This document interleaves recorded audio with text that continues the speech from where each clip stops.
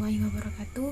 Di sini kami kelompok 6 akan memaparkan tentang materi pengembangan RPP, di mana pembahasannya mencakup konsep dasar RPP, prinsip-prinsip pengembangan RPP, komponen-komponen RPP, langkah-langkah pengembangan RPP, dan praktik membuat RPP kurikulum 2013. Saya Dewi Soleha, NIM T 2018-1157 sebagai pemateri pertama akan menjelaskan tentang konsep dasar RPP dan prinsip-prinsip pengembangan RPP. Yang pertama yaitu konsep dasar RPP. RPP merupakan suatu hal yang terpenting dalam dunia pendidikan, khususnya dalam proses pembelajaran, agar nantinya dapat berjalan dengan efektif, sesuai dengan tujuan yang diinginkan. Maka dari itu, kita terlebih dahulu sebagai calon pendidik harus mengetahui apa itu RPP. RPP sendiri ialah singkatan dari Rencana Pelaksanaan Pembelajaran. Dalam Permendikbud nomor 22 tahun 2016 tentang standar proses pendidikan dasar dan menengah disebutkan bahwa RPP adalah rencana kegiatan pembelajaran untuk satu pertemuan ataupun lebih, di mana RPP mencangkup standar kompetensi, kompetensi dasar, materi, kegiatan pembelajaran, indikator pencapaian kompetensi, penilaian, alokasi waktu, dan sumber belajar. Dalam pengembangan RPP dapat dilakukan oleh pendidik secara mandiri ataupun berkelompok, melalui musyawarah guru mata pelajaran atau MGMP di sekolah ataupun madrasah. Kemudian disupervisi oleh pengawas atau dinas pendidikan, atau bisa juga oleh kantor Kementerian Agama setempat. Jadi dapat disimpulkan bahwa RPP adalah rencana tertulis yang dibuat pendidik sebelum melakukan kegiatan pembelajaran yang menggambarkan aktivitas pembelajaran dan hasil yang harus dicapai. Menurut Widarto, acuan pengembangan RPP adalah yang pertama, RPP dijabarkan dari silabus untuk mengarahkan kegiatan belajar peserta didik dalam upaya mencapai KD. Contohnya, misalkan materi kelas 7 semester ganjil, mata pelajaran pendidikan agama Islam dan budi pekerti tentang iman kepada Allah, di mana KD-nya yaitu meyakini bahwa Allah Maha Mengetahui, Maha Mendengar, dan Maha Melihat. Nah, dari KD tersebut, kita dapat mengembangkan indikator pencapaian kompetensi. Misalkan, mengarah pada KI 1 yaitu spiritual, maka kita harus mengarahkan indikatornya pada hal spiritual. Misalnya, beriman kepada Allah sebagai implementasi dari rukun iman pertama. Jadi, antara KD dari KI 1 dan indikator saling berkaitan. Yang kedua, setiap guru pada satuan pendidikan berkewajiban menyusun RPP secara lengkap dan sistematis. Hal ini dimaksudkan agar pembelajaran dapat berlangsung secara inspiratif, menyenangkan, menantang, dan efisien dalam rangka mengembangkan keterampilan berpikir tingkat tinggi atau HOTS. Yang ketiga, RPP disusun untuk setiap KD yang dapat dilaksanakan dalam satu kali pertemuan ataupun lebih. Yang keempat, guru yang merencanakan RPP untuk setiap pertemuan disesuaikan dengan penjadwalan yang telah ditentukan. Selanjutnya, prinsip-prinsip penyusun RPP. Di sini saya mengutip dari Permendikbud nomor 22 tahun 2016 tentang standar proses pendidikan dasar dan menengah. Disebutkan bahwa prinsip yang harus diperhatikan oleh guru dalam menyusun RPP ialah yang pertama, memperhatikan perbedaan individu peserta didik. Maksudnya, RPP disusun dengan memperhatikan perbedaan kemampuan awal, misalnya minat, bakat, potensi, gaya belajar, latar belakang budaya, norma, lingkungan siswa, dan lain-lain. Yang kedua, berpusat pada peserta didik. Nah, dalam hal ini, siswa bertindak sebagai subjek didik atau pembelajar, sedangkan guru bertindak sebagai pendamping atau fasilitator. Jadi yang lebih aktif yaitu siswanya. Yang ketiga, berbasis konteks. Maksudnya, pembelajaran dengan memanfaatkan berbagai sumber belajar lokal yang ada pada daerah setempat, sehingga nantinya siswa dapat mengenal dan mengedepankan budaya atau nilai-nilai kearifan lokal. Yang ketiga, berorientasi kekinian. Maksudnya, jadi pembelajaran mengarah pada perkembangan ilmu pengetahuan dan teknologi yang tujuannya sendiri untuk mengimbangi kemajuan teknologi tersebut. Yang keempat, mengembangkan kemandirian belajar. Nah, dalam hal ini, guru akan selalu berusaha mengarahkan siswa untuk berani mengemukakan pendapat atau inisiatif dengan rasa percaya diri. Yang kelima, memberi umpan balik dan tindak lanjut pembelajaran. Dapat berupa penguatan, pengayaan, dan remedi. Yang keenam, memiliki keterkaitan dan keterpaduan antar kompetensi. Maksudnya, RPP disusun dengan memperhatikan keterkaitan dan keterpaduan antara KI, KD, indikator pencapaian kompetensi, tujuan pembelajaran, materi pembelajaran, kegiatan pembelajaran, penilaian, dan sumber belajar. Dan yang ketujuh, memanfaatkan teknologi informasi dan komunikasi. Jadi, RPP disusun dengan mempertimbangkan penerapan teknologi, informasi, dan komunikasi secara sistematis dan efektif sesuai dengan situasi dan kondisi. Tambahan, menurut Nanang Hanifah dan Cucu Suhana, dalam melaksanakan RPP mempunyai prinsip yang harus diperhatikan, yaitu mengembangkan budaya membaca dan menulis. Hal ini dimaksudkan agar pembelajaran yang telah dirancang dapat mengembangkan kegemaran membaca dan siswa nantinya dapat berkreasi dalam bentuk tulisan. Kemudian yang terakhir, tambahan prinsip menyusun RPP menurut Permendikbud nomor 103 tahun 2014 tentang pedoman pelaksanaan pembelajaran, yaitu setiap RPP harus memuat kompetensi dasar, sikap spiritual KI1, sosial KI2, pengetahuan KI3, dan keterampilan KI4, serta satu RPP dilaksanakan dalam 1 kali pertemuan. Sekian penjelasan yang dapat saya sampaikan, kurang lebihnya mohon maaf, semoga bermanfaat. Selanjutnya akan dijelaskan oleh rekan saya sebagai pemateri kedua dan ketiga.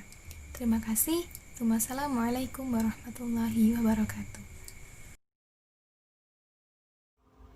Assalamualaikum warahmatullahi wabarakatuh. Perkenalkan, nama saya Laidia Mufidah, NIM T 2018-1170. Di sini saya akan melanjutkan presentasi dari rekan saya yang akan menjelaskan materi tentang komponen-komponen RPP. Menurut Permendikbud nomor 22 tahun 2016 tentang standar proses pendidikan dasar dan menengah serta Permendikbud nomor 103 tahun 2014 tentang pembelajaran pada pendidikan dasar dan menengah menyebutkan bahwasannya komponen-komponen RPP terdiri dari 13 komponen. Yang pertama, identitas sekolah yang mencakup nama satuan pendidikan, yang kedua, identitas mata pelajaran atau tema, yang ketiga, kelas atau semester, yang keempat, materi pokok, yang kelima, alokasi waktu. Alokasi waktu di sini ditentukan sesuai dengan keperluan pencapaian kompetensi dasar dan beban belajar dengan mempertimbangkan jumlah jam pelajaran yang tersedia dalam silabus dan kompetensi dasar yang akan dicapai. Yang keenam, tujuan pembelajaran, di mana tujuan pembelajaran di sini dirumuskan berdasarkan kompetensi dasar dengan menggunakan kata kerja operasional yang dapat diamati dan diukur, yang mencakup sikap, keterampilan, dan pengetahuan. Komponen RPP yang ketujuh yaitu kompetensi dasar indikator ketercapaian kompetensi. Yang delapan yaitu materi pembelajaran. Materi pembelajaran di sini memuat fakta, konsep, prinsip, dan prosedur yang relevan dan ditulis dalam bentuk butir-butir yang sesuai dengan rumusan indikator ketercapaian kompetensi. Yang kesembilan ada metode pembelajaran. Metode pembelajaran di sini digunakan oleh pendidik untuk mewujudkan suasana belajar dan proses belajar yang interaktif dan kondusif agar peserta didik dapat mencapai kompetensi dasar yang telah dirumuskan. Yang ke-10 ada media pembelajaran. Media pembelajaran di sini berupa alat bantu proses pembelajaran untuk menyampaikan materi pelajaran. Yang ke-11 adalah sumber belajar. Sumber belajar dapat berupa buku, media cetak dan elektronik, alam sekitar, dan sumber belajar lain yang relevan. Yang ke-12 ada langkah-langkah proses pembelajaran.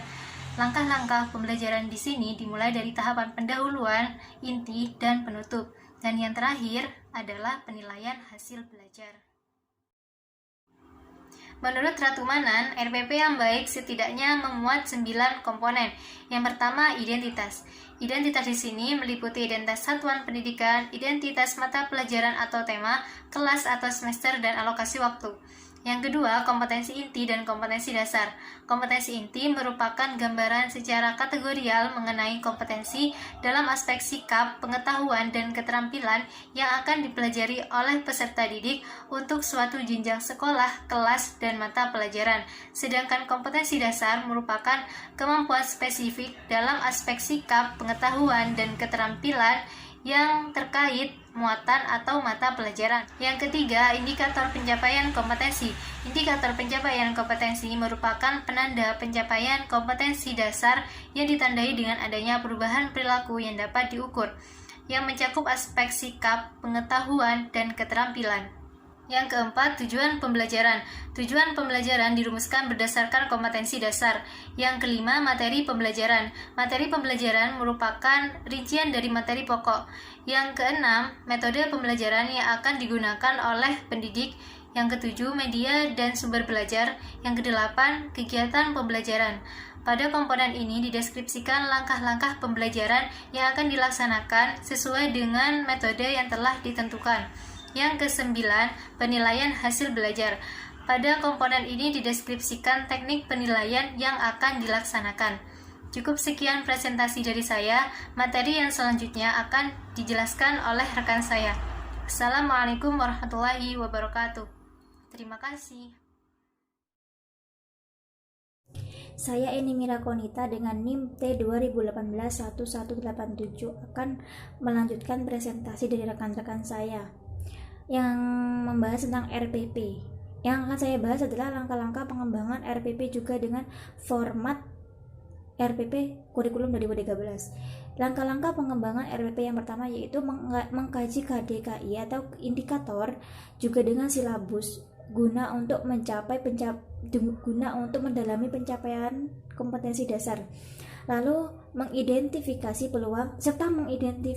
peluang aktivitas pembelajaran. Yang kedua yaitu menentukan identitas, meliputi nama sekolah, tema atau subtema, lalu kelas, juga alokasi waktu. Alokasi waktu adalah keseluruhan waktu yang diperlukan untuk pencapaian KD secara berlangsung. Yang ketiga yaitu menuliskan standar kompetensi atau kompetensi inti yang sudah dalam silabus. Yang ketiga yang keempat menuliskan kompetensi dasar yang sudah ada dalam silabus, dan yang kelima menuliskan indikator yang sudah dirumuskan dalam silabus. Lalu yang keenam yaitu merumuskan tujuan pembelajaran. Tujuan pembelajaran itu sendiri adalah proses atau hasil yang diharapkan untuk dicapai oleh peserta didik sesuai dengan KD atau kompetensi dasar. Dan rumusan tujuan pembelajaran harus mengacu pada SK atau KD. Tujuan pembelajaran dapat dikatakan baik. Rumusan tujuan pembelajaran dapat dikatakan baik apabila memenuhi 4 unsur, yaitu audience, behavior, condition, juga degree. Audience yaitu untuk siapa tujuan itu dimaksudkan, yaitu untuk peserta didik. Behavior yaitu kemampuan yang dilakukan atau yang diharapkan peserta didik, yang meliputi aspek sikap, pengetahuan, juga perilaku. Condition yaitu perilaku yang diharapkan muncul dalam peserta didik. Dan yang keempat yaitu degree. Degree ini merupakan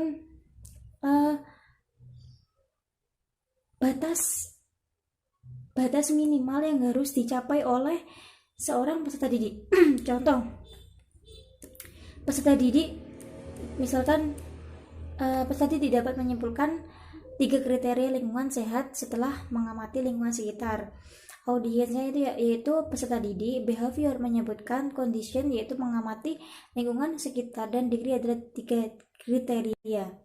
Lalu yang selanjutnya yaitu menguraikan materi pembelajaran. Materi pembelajaran ini merupakan uraian singkat dari materi pokok yang memuat konsep, fakta, prinsip, juga prosedur yang dirumuskan dari tujuan pembelajaran. Sebaiknya materi yang dikembangkan itu materi yang dikembangkan itu tidak hanya dari satu buku, melainkan dari berbagai banyak buku. Lalu yang ke-8, menentukan metode pembelajaran. Metode pembelajaran ini merupakan cara yang harus sebuah cara untuk mencapai tujuan pembelajaran itu sendiri.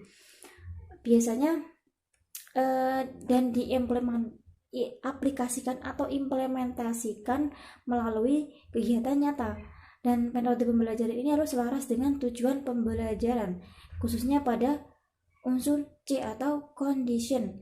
Berdasarkan contoh tujuan pembelajaran yang sudah saya sebutkan tadi, unsur C adalah mengamati lingkungan belajar, lingkungan sekitar. Berarti metode yang digunakan adalah metode observasi atau metode eksperimen. Yang ke-9 yaitu menguraikan kegiatan pembelajaran. Kegiatan pembelajaran yang terdapat dalam silabus dijabarkan dalam bentuk langkah-langkah yang lebih rinci. Ada 3, yaitu pendahuluan, inti, dan juga penutup. Pendahuluan ini misalkan bisa diisi dengan doa. Selain doa itu bisa dengan seorang guru memotivasi muridnya agar semangat belajar. Bisa dengan mengaitkan pembelajaran atau materi yang akan dipelajari dengan yang sesudahnya. Lalu pada kegiatan inti merupakan proses dari berlangsungnya proses belajar mengajar. Bisa dengan kegiatan ini digunakan untuk mencapai kompetensi dasar yang diisi dengan pengetahuan baik itu dari guru maupun seorang siswa. Yang terakhir adalah penutup, yaitu menggambarkan kegiatan untuk mengakhiri pembelajaran, misalkan dengan merefleksi, menyimpulkan, atau bisa memberi umpan balik, dan diakhiri dengan doa. Lalu yang selanjutnya yaitu media, menentukan alat, media, atau sumber belajar. Medianya harus mengacu pada tujuan pembelajaran dan kegiatan pembelajaran. Medianya berupa alat bantu proses pembelajaran untuk memberikan pengalaman kepada peserta didik. Lalu bahan berupa material yang digunakan selama proses pembelajaran itu berlangsung. Yang selanjutnya yaitu sumber belajar. Sumber belajar ini merupakan segala sesuatu yang dapat memberikan informasi atau pengetahuan yang lebih luas kepada peserta didik. Yang selanjutnya sumber belajar dapat berupa buku, media, atau narasumber, bisa atau dengan alam sekitar. Lalu yang selanjutnya yaitu bagaimana proses mengembangkan penilaian. Penilaian dikembangkan mengacu pada indikator yang harus dicapai atau yang telah dirumuskan, menggambarkan prosedur dan instrumen penilaian pada saat proses belajar dan hasil pembelajaran tersebut, menggambarkan pedoman penskoran, dan juga menggambarkan strategi untuk melakukan tindak lanjut yang akan dilakukan selanjutnya. Yang selanjutnya itu format RPP Kurikulum 2013. Di sini saya mengambil dari Kemendikbud nomor 103 dari 2014. Jadi saya menggunakan format RPP Kurikulum 2013 pada revisi 2014, di mana tujuan pembelajaran tidak dicantumkan. Mungkin dapat dilihat di makalah atau PPT. Sekian dari saya, mohon maaf apabila ada salah kata. Wassalamualaikum warahmatullahi wabarakatuh.